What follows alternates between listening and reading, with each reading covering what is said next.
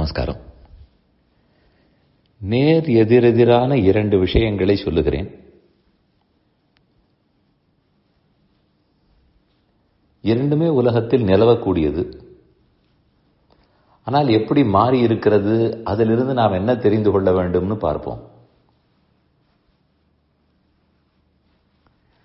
படிப்பிலேயாக இருக்கட்டும்,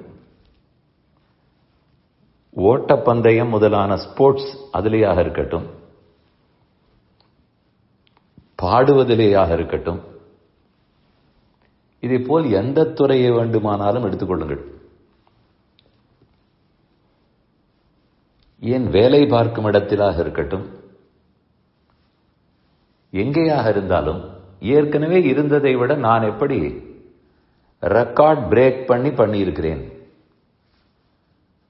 அது கிரிக்கெட் எடுத்துக்கொண்டாலும் சரி, ஓட்ட வீரர்களை எடுத்துட்டாலும் சரி, ஏற்கனவே இதுதான் ரெக்கார்ட், அதை விட நான் நன்றாக செய்தேன். இதுதான் முன்னாடி வாங்கியிருக்கிற மார்க், அதை விட நான் நன்றாக வாங்கினேன். இப்படிதான் முன்னாடி இத்தனை பாடல்கள் பாடினார், நான் அதை விட பாடியிருக்கிறேன்.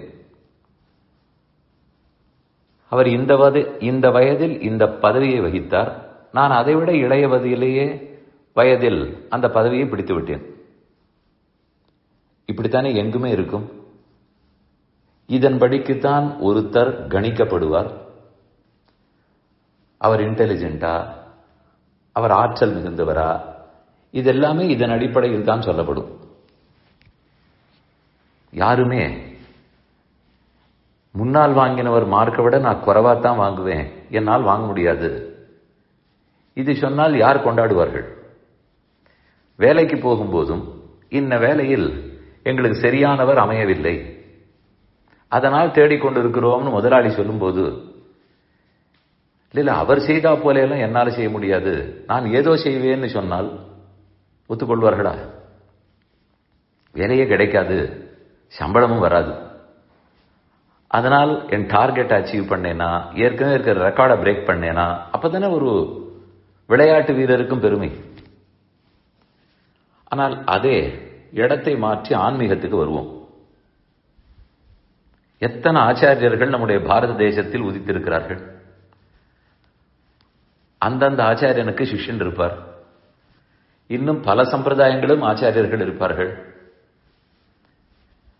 இந்த ஆச்சாரியனை விட நான் நன்றாக செய்தேன், அவரை விட இன்னும் நிறைய நூல்கள் எழுதினேன், அவர் நூலே எழுதவில்லை, நான் எழுதினேன்.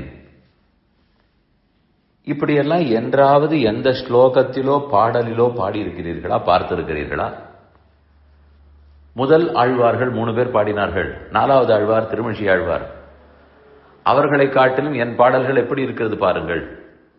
இது எங்கேயாவது கேள்விப்பட்டிருக்கிறீர்களா? இன்னும் கேட்டால் இங்க என்ன செய்வார்கள்? அவர் வழி எனக்கும் வேண்டும், அவர் அருள் எனக்கு வேண்டும், அதனால் தான் நான் மனிதனாகவே ஆனேன். ராமானுஜர் தன் ஆச்சாரியர் ஆளவந்தாரை பற்றி சொல்லும்போது, எத் பதாம்போருக தியான வித்வஸ்தாசேஷ கல்மஷா வசுதாம் உபயாதோகம் யாமுனேயம் நமாமிதம். ராமானுஜர் தன்னை பற்றி சொல்லிக் கொள்கிறார். நான் ஒரு ஆளே இல்லை, ஒன்றுக்கும் பயனில்லாமல் இருந்தேன், ஆளவந்தாருடைய கட்டாட்சத்தால தான் நான் இப்போது ஆளாகி இருக்கிறேன் இப்படின்னு சொல்லிக் கொள்கிறார். இதே பேச்சை வேலை பார்க்கும் இடத்தில் யாராவது ஒருத்தர் சொல்லட்டும், படிக்கும் இடத்தில் ஒருத்தர் சொல்லட்டும், நிச்சயமா அவருக்கு இடமும் கிடைக்காது, புகழும் கிடைக்காது. ஆனால் ஆன்மீகத்தில் நேர் மாறுதல், அதைத்தான் சொல்ல வந்தேன். முன்னோர்கள் எப்படி வாழ்ந்து காட்டியிருக்கிறார்களோ அதை பற்றித்தான் பின்தொடர்ந்து தான் நாம் இருக்க வேண்டும். அதுவும் அவர்களை கண்டிப்பா மீறவே முடியாது, தாண்டவே முடியாது. அவர்கள் சொல்லிக் கொடுத்த வார்த்தை கிளிப்பிள்ளையை போல சொல்ல வேண்டும். வேண்டுமானால் விளக்கமாக சொல்லலாம், அதை தவிர எதையும் மாற்றக்கூட கூடாது. மற்றொன்று, அவர்கள் பெருமையை பார்த்துத்தான் பெருமான் எனக்கு அனுகிரகிக்கப் போகிறார், எனக்கென்று எந்த பெருமையும் கிடையாது. இது ஒவ்வொருத்தரும் சொல்லுகிறார்கள்.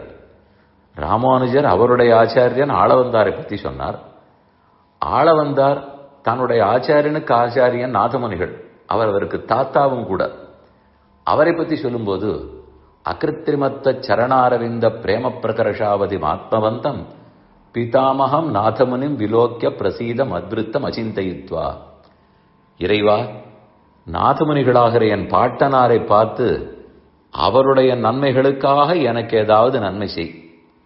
என்னை பார்த்தால் உன்னால் ஒன்றும் செய்ய முடியாது, என்னை பார்த்து செய்ய வேண்டாம், அவரை பார்த்து எனக்கு நன்மை கொடு. அவ்வளவு ஏன், ஆனானப்பட்ட ராமன் நான் தசரதனுக்கு மகனாக இருக்க வேண்டும், அவர் குணங்களில் ஒரு துளியாவது என்னிடத்தில் இருக்க வேண்டும், என்னை தசரதன் பிள்ளைன்னு கூப்பிடுகிறீர்களா என்றுதான் சொல்லிக் கொடுக்கிறார். அதனால் இதுவும் அதுவும் இருவேறு துருவங்கள் போல் இருக்கிறது. இது எப்போதும் முன்னோர்களுக்கு தாழ்ந்தே நாம் இருக்க வேண்டும், அவர்களுக்கு அடங்கி இருக்க வேண்டும், தாண்டவே முடியாது என்று சொல்லிக் கொள்வார்கள். அதுதான் பெருமை. ஆனால் லௌகிகத்தில் அது பெருமையாகாது. நான் இன்னும் என்ன சாதித்து காட்டினேன், ஹவ் am I better அப்படின்னு சொன்னதான் அங்கு பெருமை. இந்த வேறுபாட்டை மனதில் வைத்துக்கொண்டு நாம என்ன மனோபாவத்தோட மனப்பக்குவத்தோட ஆன்மீகத்தில் இருக்க வேண்டும் புரிந்து கொள்வோம்.